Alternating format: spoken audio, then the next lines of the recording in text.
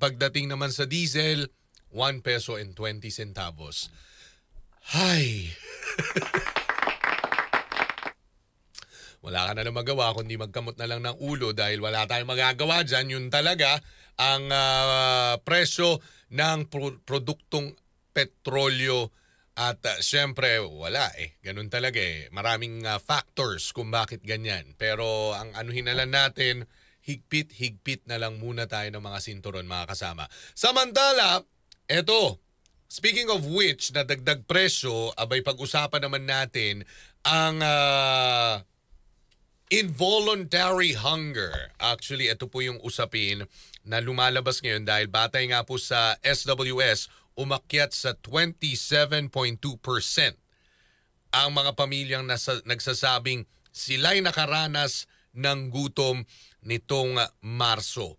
Mas mataas, siguro konti na lang aabot na to sa pandemic na levels na hunger na umabot po ng 30.7. So ngayon pag-uusapan natin yan with the Ibon Foundation Executive Director, Sir Sunny Africa. Sir Sunny, magandang umaga. Ay, magandang umaga, Sir Ramsey. Musta na po? Happy Monday. Happy nga ba? Ay, hindi. Hanap tayo ng paraan. Pilitin natin maging happy po. Ay, nako. Alam mo naman, sir, pagdating sa usapin, nako, 27.2% ang nagsabi na pamilya na sila daw ay nakaranas ng involuntary hunger. Now, ano masasabi niyo po doon, Sir Sunny?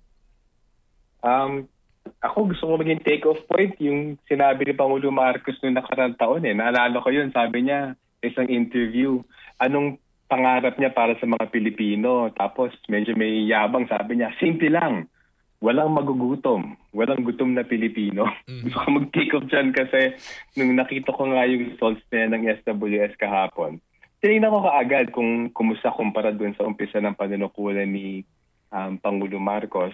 Alam mo, grabe yung sinasabing 27.2% ngayon na nakaranas ng involuntary hunger. Nung June 2022, bago pumasok si Pangulo Marcos, 11.6% lamang. So from 11.6%, lumaki to 27.2%. Tapos kung bibilangin yung absolutong amount ng mga families, from 3 million na nagugutom noong June 2022, kumigit na moble to 7.5 million ngayon.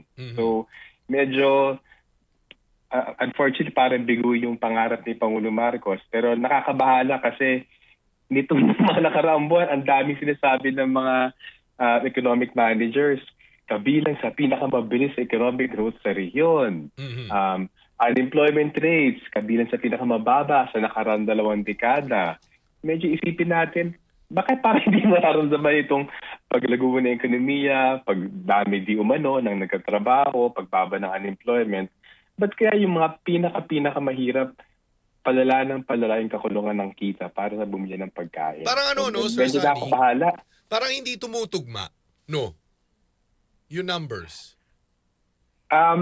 Sa amin actually pwedeng tumugma kasi kung tignan natin yung numbers dun sa trabaho, actually may malaking limitasyon dun sa pag-ulat ng trabaho sa bansa. Okay. Kasi ang simpleng tanong lang kung may trabaho ka sa Pilipinas, sa nakarang 2 linggo, nagtrabaho ka ba ng kahit 1 oras? Kung sabihin mo oo, sabihin na may trabaho ka na. Pero yung nga yung limitasyon doon, kung ganun kababo yung pamantayan para sabihin na may trabaho, medyo taliwas sa common sense natin lahat na kung may trabaho, dapat may sapat na kita. So yung medyo nakapagtaka nga dito, I'm sure nabanggit ko na, halimbawa yung bilang ng sinasabing may trabaho pero hindi binabayaran, actually lumaki mula noong umpisa ng taon 2 million lamang noong Enero sa nakarang taon. 2 million noong nakaraang Enero 2024, lumaki ng 3.2 million ngayon in January 2025. So kung titignan yung employment figures, nadagdagan ng 1.2 million na trabaho. Kaso ito 1.2 million na ito na sinabing dagdag na trabaho, wala naman bayad. So medyo may kapos actually yung datos natin sa trabaho. At sa amin, kaya napakalaga yung datos ng SWS. Pinapakita, inuulat na trabaho, hindi sapat para bumili ng batiang pangailangan, yung pinakabatiang pangailangan na pagkain. Okay. So, now, with that, alam nyo, Sir Sunny, kasabay ng balitang yan, ay ngayong araw daw na ito, lalabas yung pinakamababang maximum suggested retail price para sa imported na bigas. What can you say? Do you think isa ito sa mga solusyon? Well, mukhang desperadong hakbangan yun yung pagtatakda ng ganong klaseng presyo. Kasi kung pumapatlong ko lamang sa pagkontrol ng presyo ng imported na bigas, artificial siya na hakbangin eh. Ang pinaka-basic naman para makakuha ng murang bigas para sa lahat ng mga Pilipino, improve yung domestic production. Kasi alam mo, grabe, wala pang final figures pero yung about over 4 million metric tonelada na in-import natin na karang taon, halos 1/3 ng lahat ng rice consumption natin imported na. So, ang problema doon, ang dapat harapin, bakit kailangan iangkat yung 1/3 ng food supply natin? Bakit hindi nila bigyan ng pansin yung maging mura at sapat yung produksyon ng bigas sa ating bansa? Para kumbaga, bawasan natin ng isa yung problemahin. Kung mag-export ban yung Vietnam or Thailand or India, ang problemahin natin, ikalawa, ngayon na lang yung mga kalamidad na nagdamarating. Pero sa amin, gano'n ka sobrang basic. Doon sa pangarap ni Paulo Marcos, it's very simple, no one goes hungry. Bahagi nun, dapat may sapat ng trabaho lahat ng Pilipino na may maayos na kita. Kabilang banda, dapat maging mura naman ng pagkain at kailangan mag-gobyerno para maging mas murang pagkain natin. Okay. Now, with that, nabanggit nyo yung mas murang pagkain and of course yung sustainability. Ngayon, sir, isa sa mga matinding usapin din ngayon, bagsak daw ang presyo ng kada kilo ng pagbili ng palay sa mga magsasaka. How will this affect everything, especially pagdating sa food sustainability, na mukhang tinatamad at hindi natutuwa ang mga magsasaka natin dahil dito sa nangyayaring ito? Well, malaking effect talaga yun. Hindi pa namin ako yung pinaka-latest numbers pero totoo yan eh. From umabot ng 20, 21, 22 pesos yung farm gate. Ngayon may mga ulat nga, I think on average 17, 18. Pero may ilang mga rehiyon umabot ng 14, 15 pesos na lang. Ang pinaka-epekto niyan, sa isang sitwasyon na kailangan bigyan ng insentibo yung magsasaka na magsaka, ang pinaka-insentibo, ano kita nila sa pagsaka nila. So, kung parang may bibingka, naiipit sila para bibingka eh. May init mula sa baba kasi ang mahal na ng kanilang inputs para sa production, mahal yung krudo, mahal yung abono, pesticide. So, may init mula sa baba. Kabilang banda, may init mula sa taas na bawas ang kita nila dun sa sinasaka nila. So, ang netong resulta niyan, may hinto talaga sa pagsaka yung magsasaka. At sa amin, ayaw na yung maging malicious. Pero, minsan parang nananadya kasi marami sa mga rice land natin nasa medyo patag na lugar, kung umalis yung magsasaka from pagsaka niya at ma-convert yung lupa to whatever real estate or ano man mga kalokohan na ganyan, hindi na siya mababawi eh. So, sorry, minsan medyo mali siya sa pag-isip namin kasi sobrang simpleng usapin na gusto natin supportan ang mga mahirap na magsasaka. Gusto natin i-increase yung production ng bigas, ng palay bigas sa ating bansa. Ang pinaka-basic bigyan ng suporta, yung mga magsasaka. Pero ito sobrang weird sa amin to. Nung unang linggo ng December 2024, may pinirmang batas si Pangulo Marcos na sabi yung support sa Rice Competitiveness Enhancement Fund dapat 30 billion pesos na. Kasi ngayon 10 billion pesos lamang. So ang ganda ng batas na yon. Kaso noong pinirmahan niya yung General Appropriations Act, yung budget, sa katapusan ng Desyembre, hindi pa 3 linggo nakalipas, actually, isa sa mga vinito niya na items, yung katiting na increase dun sa Rice Support Fund na yan. May 5 billion increase, actually, ang program appropriation pa nga, pero pati yung 5 billion na ang program na yon, vinito niya. So pagpasok natin 2025, despite itong, pinasa niyang batas para sa food emergency or whatever nung early December na dapat 30 billion ng Rice Support Fund, 10 billion pesos pa rin ngayon. So mag-isip pa ngayon, talaga mag-udyok yan sa mga magsasaka ng bigas, ng palay. Umalis na talaga kasi walang support sa kanila, hindi nagiging sa production nila.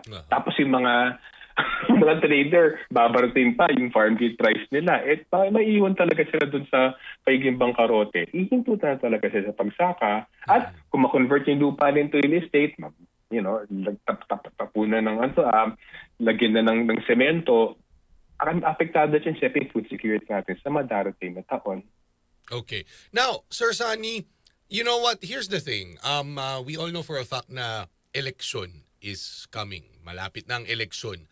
How can the candidates, especially yung mga talagang umaasam na magkapwesto, take advantage of this situation para mas mapalapit sila at makakuha ng boto ng ating taong bayan? And of course, what should they do para talagang pakinggan sila ng ating mga botante?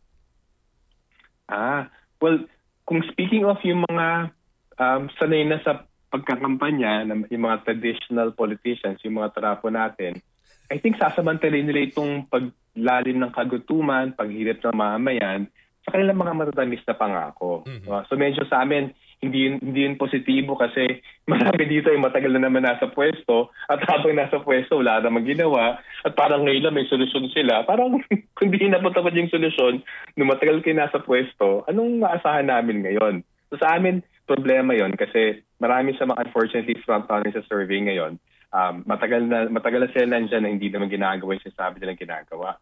Ang tingin namin mas challenge actually, nasa mga botante na mas pakinggan yung ilang mga kandidato na meron talagang inahapag ng plataforma at kung masingil sila ng publiko na hindi ginagawa yung pangako, ipapatuparin nila. At sa amin, hindi sa hanin ng mga trapo yun kasi yung sigla na sa trapo, may matamis sa pangako paghalalan, pag nahalal na, makakalimutan, tapos ulitin na lang sa next elections. Sana nga yung mga botante mas hanapin talaga yung mga kandidato na medyo may mas habang record sa advokasya or lalong-lalo na hindi rin sabihin yung puso nila nasa may hirap, nasa mayorya, yung mga galing talaga sa mamamayan. Kasi yun ang pinaka-problema. Yung sobrang dami sa mga nasa poder ngayon, hindi sila makakonect sa problema ng araw-araw na Pilipino. So parang even yung mga sinasabi ni tulad nga ng Pangulo na pangarap ko walang magutom na Pilipino, ang pinakamakiinat, ilagay mo sa pwesto yung talaga nakaranas ng totoong kagutuman eh. At yun talaga, isiresohin niya, bibigyan ng budget, bibigyan ng pansin, at totoong papakinggan yung mga tao, hindi lamang sa pananghalalan, kundi gagalaw. Kasi nagmula sila doon sa totoong realidad, nagugutom sila. At sa amin, subukan na naman natin sana yung mga kandidato, yung mga politicians na hindi naman hindi na nagpapanggap na galing sa mayorya. Okay. So Sir Sunny, naku, ang dami natin na pag-usapan in that short span of time. Naku, maraming salamat po sa oras na inilaan niyo po sa amin. Pangkalatang mensahe niyo sa ating mga tagapakinig. Sana manatiling happy pa rin tayo. Huwag tayong malunesan. Pero sa amin, tama kayo sa darating na halalan. Pag-isipan natin, yung mga subok ng bigo tayo, huwag na natin ulitin. Subukan natin yung tama at yung mga kandidato na totoong galing sa hanin ng mamamayan. Alam natin kung sino yung mga yan, sila sana yung support ng buong buo. Okay. Sir Sunny, maraming salamat. Mabuhay kayo at ang Ibon Foundation. Thank you very much po. Salamat, Sir Ramsey. Thank you po. Ito umaga. Ayan si Sir Sunny Africa, ang Executive Director ng Ibon Foundation.